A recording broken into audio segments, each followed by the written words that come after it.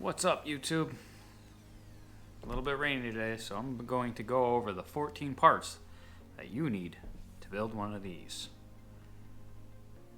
Let's kick it off.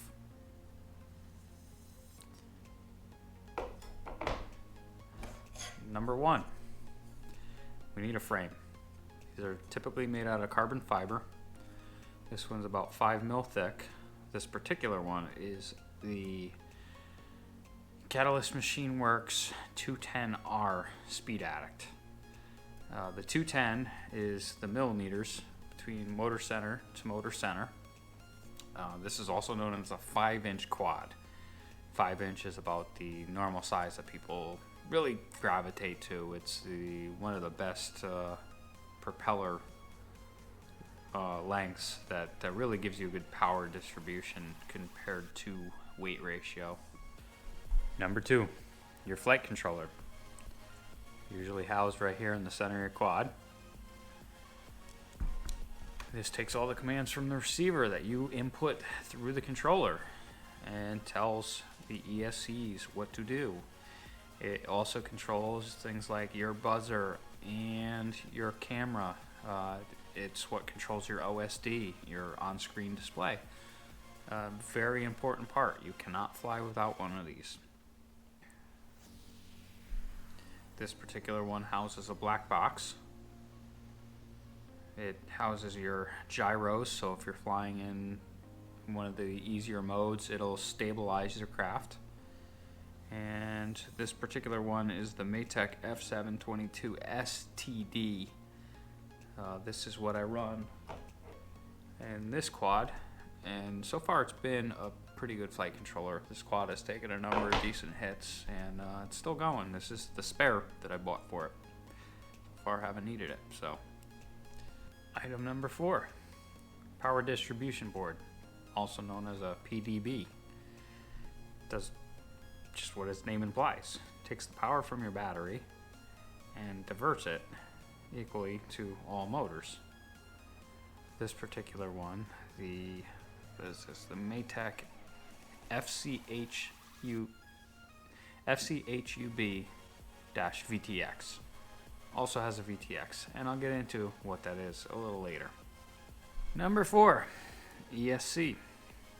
Buy a bunch of these, or protect them. These take the signal from your flight controller and send it to your motor. They control the speed at which your motor spins, hence electronic speed controller. Most of the time they reside on the arms of the quad, just below where the propeller spins. In the event of a crash, your blade can bend down, spin around, and connect with them here. I have 3D printed covers over them at the moment. This particular quad has gone through 5 ESCs have met their demise, and one of them was repaired twice. I was able to repair some of the components on them. This particular one is a Lumineer 35 amp. A BL Heli 32, meaning it's a 32-bit processor. Number 5, motors. These are all dual phase, so they got 3 wires. If for whatever reason you connect this up and your motor is spinning the wrong way, just reverse any 2 wires, doesn't matter which ones.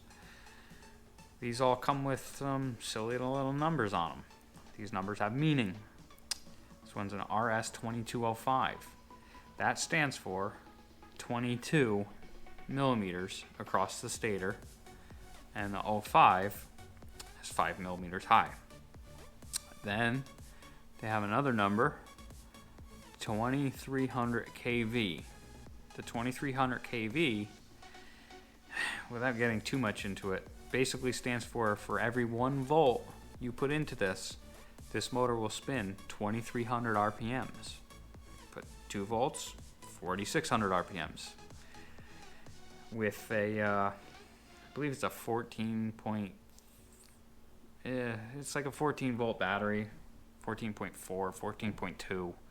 Yeah, this bugger's spinning fast. These come in all different sizes. You can get, like I said, this is a 2205. That's for a 5-inch quad. This guy here is a 1507 little guy. This Brother Hobby motor. This is for a 3-inch quad. There's the bottom. And this particular one is a 3600 kV. It's pretty damn fast. Just because I showed it a little earlier. This is a 2306. So the stator is just a little bit higher than this one, even though the bell and the frame of it are almost identical height. But you can see, the camera's not going to pick it up, but the stator is definitely higher. And then this particular one is a 2750 kV, so a little bit faster, a little less torque. Just decided to try something a little bit different on this one. Number 6, the VTX. This takes a signal from your camera, which runs through the flight controller, and broadcasts it through the air, where you can pick it up on your FPV goggles. This particular one is a 1.2 watt or 1200 milliwatt transmitter. Now I'm not sure it actually does that. I've seen maybe 800 or 600 milliwatts, but it's still pretty damn powerful. This particular one is the AKK FX2 Ultimate. Part number 7, first person view camera. This particular one is the Runcam Eagle 2. There is an Eagle 2 Pro, which does have a microphone for if you do want to listen to your quad while it's flying, which I highly recommend. This sends its signal to the flight controller and to the VTX, as earlier explained. You can adjust your focus by screwing this out and in accordingly, and then locking it off with this ring right behind it. And it mounts into the quad with these 3 screws right there. Usually tilted up. Some guys run 25. I've seen up to 60 degrees of up tilt. Now I mentioned up tilt. Up tilt is the camera does not look straight forward. It's a little bit of up tilt. So bad definition. What that does is your quad does not fly perfectly straight as it's going through the air. In order for itself to propel itself forwards, it needs to be tilted a little bit forwards. So now the propellers are both propelling it forwards and up to keep it up in the air. What that does is it allows this to move in this direction. If the quad were just to sit like this and you gave it more throttle, it would just go straight up. So because the quad is flying like this, you tilt your camera. This one's at 30 degrees, and now you're looking forward as you're going forwards. Number 8, XT60 connector, which looks like that. And some 12 gauge silicone coated wire. I highly recommend silicone. This stuff has a very high melting point, or at least higher than that of your typical wire coating. You will not melt this while soldering it. You'll thank yourself. Number 9, not super necessary, but it just might be. This is a capacitor. This particular one is a 470 microfarad capacitor. What this does is it smooths out the signal going into your flight controller. If you have any bit of vibrations from any of these motors, how they're mounted or just the way the quad is, it will send those vibrations into the flight controller as noise. This noise screws up your gyros and you will get a twitchy quad. So I do suggest throwing one of these in here. It also cleans up your video signal. So I recommend one. Do you need one? It's up to you. They're cheap. Throw it on. Number 10. Antenna for your VTX. This here is the Lumineer AX2 5.8. And this one here is the TBS Triumph. These are both 5.8 antennas. On a lot of the antennas you will see this RHCP or LHCP. This is right hand circular polarized or left hand circular polarized. The signal coming off this kind of is like a vortex. So if you try to put a left hand circular polarized with a right hand circular polarized, you're not going to get much signal. These are also SMA connectors. Be very careful when you're getting these, because some of these are the reverse polarity SMA. These are the regular SMA. These have the little male pin on the antenna side. Some of them put them on the VTX side. Those will be the reverse polarized. So, two things to be aware of with antennas. Part number 11. This is a very small part. This is the RXSR telemetry receiver from FlySky. This particular guy has 2 antennas, and this receives the input from your controller. So when you tell this thing to go up, it goes up, and so on and so forth. This connects into your flight controller. Number 12, propellers. These come in multiple different sizes and styles. These particular ones are 5-inch. They come in clockwise and anti-clockwise or counterclockwise.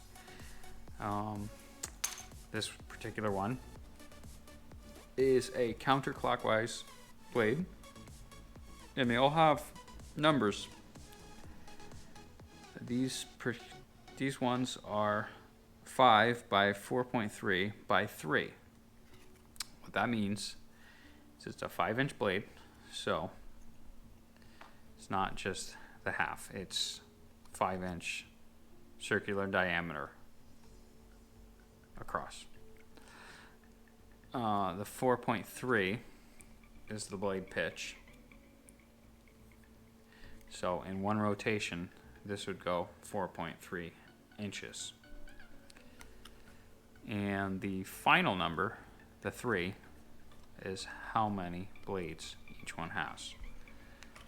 So going back to this one is a 50-45. This stands for 5-inch blade from here to here.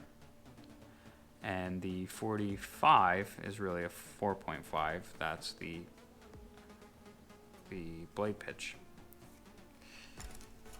If you're just starting out, I suggest getting a 2-bladed prop and then moving up to a 3-bladed prop. What that will do is it will allow you to kind of choke back what your quad is capable of by maybe 15, maybe 20%, give or take. It depends on your bevel and what your motors are capable of and all that. That is what I did. It worked for me. Maybe it'll work for you. Number 13. You're going to need to stick a battery on this big boy. These particular ones. I started with these. These are a little bit big. And I migrated down to these. And I'm probably going to go one size lower. I'll start with this particular one. This is an 1800 milliamp hour. And some of the other numbers are, it's a 4C or 4 cell. It's a 14.8 volts. As you've got 4 cells divided by the 4.2 volts a cell gives you the 14. And the 26.6 watt hour, it's really not a number we pay attention to. The numbers that we pay attention to in FPV are the 1800, the 4S, and the 14.8.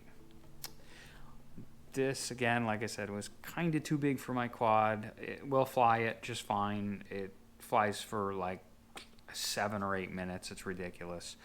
But it's just a heavy battery, and now that I've put a GoPro on it, even this next battery I'm going to show you is kind of too heavy. So anyway, this here I stepped down to, it's still a 4S, so you can see the 4 cells there. 1, 2, 3. It is a 14.8 volt battery, and this one is a 1550 milliamp hour with a 75C discharge rating. This other battery has a 75C discharge rating as well. I'm going to move down to a 1300. The GoPro is just too heavy, and it's 20 grams lighter to run the lighter battery than this. This battery, I get about 4, maybe 5 minutes of flight time, which is pretty good. So I'm anticipating 3, maybe 4 minutes out of a 1300, give or take. But it should do better. So I suggest either 1550 or 1300, somewhere in there. Tattoo has been a good brand to me so far. Just a quick safety note with batteries. These are LiPo batteries, and they are a little bit volatile when charging them. So I highly suggest picking up a LiPo safe. This is a fireproof or fire-resistant box that I charge my batteries in. It's just simple insurance. Item number 14.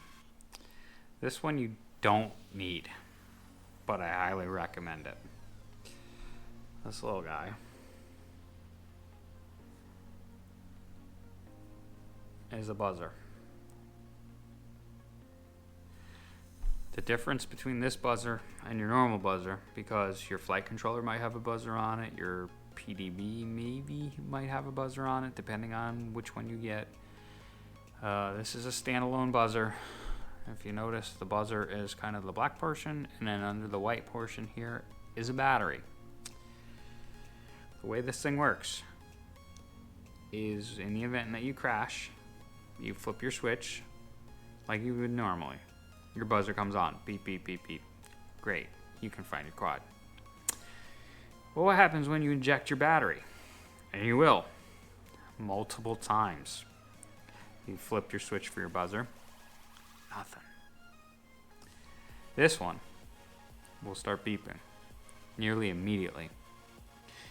And after, I believe it's a minute or two,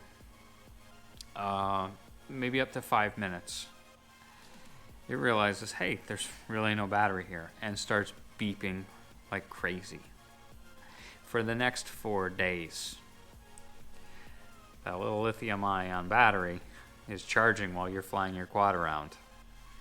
In the event that you throw that battery, your big battery that I just showed you, and you will, I cannot stress that enough, you will. You're going to break battery straps. This little thing is going to save you. You're going to love having this thing on there. And for the people that have stuck around, here's number 15. Battery straps. Buy lots of them. Lots of them. It's just your normal Velcro strap. This one has a rubberized backing. And it just goes through the top plate, or if you have a bottom mount battery, it goes through the bottom plate and holds your battery in place like, yeah. You're going to break these. You're going to break lots of these. Buy lots of them. Lots of them. If I fly for, let's say, 4 batteries, I break maybe 1 every 8 batteries. So, yeah, buy a bunch of these. So that is a list of the 15 items you need to build one of these guys. So if you enjoyed this video, please comment, rate, and subscribe. It's only a click for you, and it helps me out. So stay tuned. I've got more videos coming out soon. I've got a video for what kind of tools you need to put one of these guys together. I've also got another video coming out. I gotta finish this quad. I know a bunch of you are waiting to see me finish it.